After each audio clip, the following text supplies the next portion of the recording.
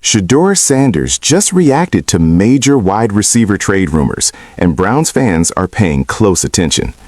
At the NFL Combine, reports surfaced that the Cleveland Browns are exploring big moves at wide receiver. According to SB Nation, GM Andrew Berry is revisiting trade talks involving Saints star Chris Olave and Cardinals receiver Marvin Harrison Jr. During a meet and greet with fans, Sanders was told the Browns might trade for Olave or Harrison. His response was simple: "If they come, that'll be cool." Then he pointed at the camera and said, "Now they'll know for sure." That short moment says a lot. Cleveland desperately needs upgrades at receiver after a brutal 2025 season, where the Browns ranked near the bottom of the league in production and drops. Chris Olave brings elite route running, consistent production, and true WR1 ability. Marvin Harrison Jr., while disappointing so far, still carries massive upside as a former top 5 pick. The challenge is price. Both players would cost significant assets, and the Browns have holes across the offense. But if Cleveland wants to give Shedeur Sanders a real chance to succeed, landing a true #1 receiver might be the smartest move they can make. Follow for daily NFL updates and comment, should the Browns trade for Chris Olave, Marvin Harrison Jr., or stick with the draft?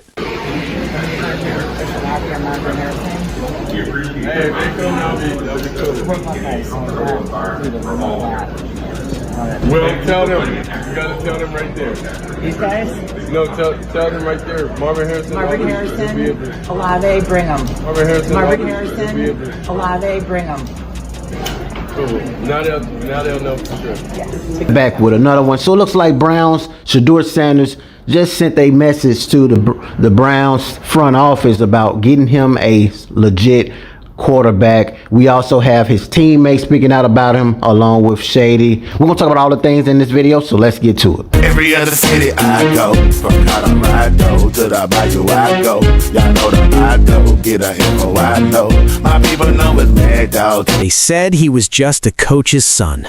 They said he only thrived because of his daddy's system. They said the NFL would expose him. But what they didn't say, what they never say, is what this young man has been through just to get here. And now, the same kid they doubted, the same kid they counted out, is one phone call, one trade, one front office decision away from playing alongside Marvin Harrison Jr. and Chris Olave. Let that sink in. Welcome back to the channel. If you're new here, this is where we don't just talk football, we talk real football. No cap, no fluff, just the truth. And today, we're talking about a story that's bigger than the Cleveland Browns, bigger than the NFL draft, bigger than any contract number. We're talking about Shedeur Sanders and why everything is about to change for him. Because here's what most people aren't paying attention to. Shedeur isn't just asking for better receivers, he's asking for a fair shot. And after everything he's been through, he deserves exactly that. Right there, Marvin Harrison. Olave, bring them. Now they'll know for sure. Yeah, take care, honey. I'm gonna get up with Shedeur this week coming up. Not this week coming up, but 2 weeks from now, and I'll be throwing in Cleveland with him, and hopefully a couple times this offseason, get up with Shedeur and throw the ball around and everything. How's the offseason going? The offseason is going great. Took a lot of time to myself, just to reinvigorate and re-energize myself, considering it's a long season from training camp all the way through the season. So let's go back to the source.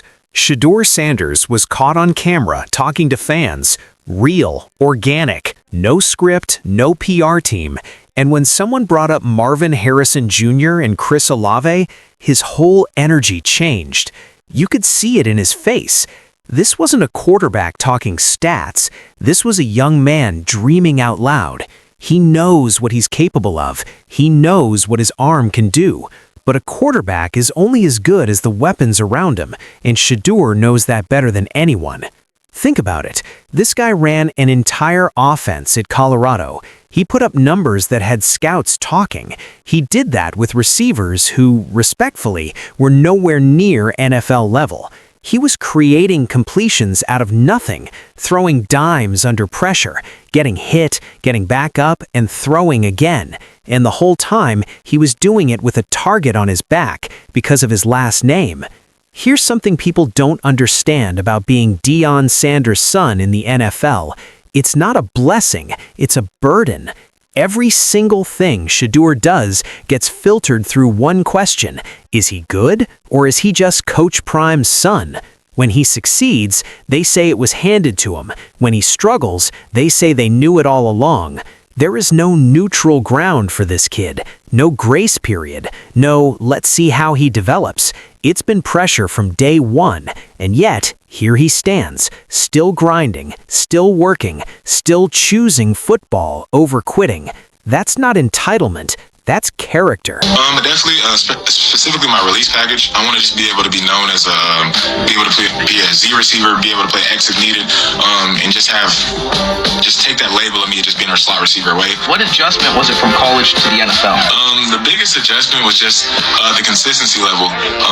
Staying up with the maintenance of your body, understanding what's required of you. At this point, it's literally your job to play football and be prepared for whatever it takes for that day. So just focusing and locking in the meeting room, which is already something that Now let's talk about what Malachi Corley had to say, because this part hit different. Malachi said he's heading to Cleveland to throw with Shedeur. Not because someone told him to, not because it's a photo op, because he wants to, because he believes in his quarterback. He talked about getting faster, getting stronger, working on his release package, being able to play the Z, the X, not just the slot. That's a receiver who's putting in real work in the offseason because he knows what's coming. And when you have players voluntarily showing up, voluntarily grinding together before training camp even starts, that tells you something about the locker room culture being built around Shedeur Sanders. Leaders don't just talk, they attract other leaders. And that's exactly what's happening here. Then you had LeSean Shady McCoy come in and say what needed to be said. He told Shedeur straight up, you shouldn't be nervous about who they bring in. You should want competition. Competition brings the best out of you. And you know what? He's right. But here's the thing about Shedeur Sanders. Competition is not new to him. This kid competed against doubt his entire life. He competed for respect at every level. Colorado wasn't a guaranteed platform. He built it from scratch with his father. So when people ask if Shedeur can handle competition at the NFL level, that question already has an answer. The tape already exists. The work ethic is already on display. The real question isn't whether Shedeur Sanders can handle competition. The real question is, can the Cleveland Browns handle what Shedeur Sanders is about to become? Now let's be real about Cleveland's situation, because Shady also said something that a lot of people are sleeping on. He said he wasn't blown away by the quarterbacks in this draft. Nobody at the combine jumped out and screamed franchise guy. And that's a big deal when you're a team trying to figure out your future. I can get on board with Marvin Harrison Jr. Chris Olave, I can be bought into that. I think he'd be a little bit more expensive, a little bit higher risk because of the injury history. I would much rather go Marvin Harrison Jr. because bigger guy, more physical. But I'd be fine with either one. I think that the package, though, for Chris Olave would be different than Marvin Harrison Jr., right? Like, wouldn't Chris Olave be cheaper? I think what's interesting about the whole receiver thing as a whole is that we're going to be able to trade for someone and we still can draft someone. Like, the Browns better not drop the ball this year with going over the top with wide receiver picks. Like, I'd be fine if we drafted a couple of them. Why not? I'd be fine if we signed one, traded for one. Like, why not? I mean, hell, we ran 5 quarterbacks last year through training camp. Tyler Huntley made an appearance last year. Why can't we do the same at the receiver position? So I think I know where a lot of you would go. I'm pretty sure. But let me know in the comments, Marvin Harrison or Olave, if you had to choose. And moving forward, as far as what Shady McCoy had to say about Shedeur and competing, Shedeur Sanders has had to compete his whole life. So, I mean, yeah, of course he welcomed competition. But me personally, I would rather the Browns not even cause a distraction. The competition is already in-house. You have the highest paid quarterback making a lot of money as far as Deshaun Watson. You also have Dylan Gabriel. That's enough competition right there. The Browns have Deshaun Watson, the highest paid quarterback, sitting there with a complicated comeback story. They have Dylan Gabriel in the mix, and now Shedeur Sanders on the roster. Last year was chaos. 4 quarterbacks, not enough reps, no clear direction. He was a mess on the field, and honestly, you could feel it in the results. This year, the Browns need clarity. They need to pick a direction and go all in. My opinion, let it be a 3-man competition. Watson, Gabriel, and Shedeur. Best man wins. No shortcuts, no politics, no favoritism. Line them up and let the football decide. Because the last thing this organization needs is another distraction. And the last thing Shedeur Sanders needs is another environment designed to hold him back instead of letting him rise. Now back to the dream scenario. And let's be honest, it's not just a dream. These conversations are happening for a reason. Marvin Harrison Jr. is already one of the most complete receivers in the NFL. Route running, hands, football IQ, elite. Chris Olave is a precision route runner who creates separation like he's got a cheat code. Put either one of those guys on the field with Shedeur Sanders, a quarterback who already proved he can throw with NFL accuracy under pressure, and you're not talking about a developing story anymore. You're talking about a problem for every defense in the league. Shedeur's numbers at Colorado were built on trust and timing. His arm talent was never the question. His decision-making was never the issue. It was always about the weapons. Give him NFL-caliber weapons, and the ceiling on this kid is genuinely scary. Look, at the end of the day, this isn't just a football story.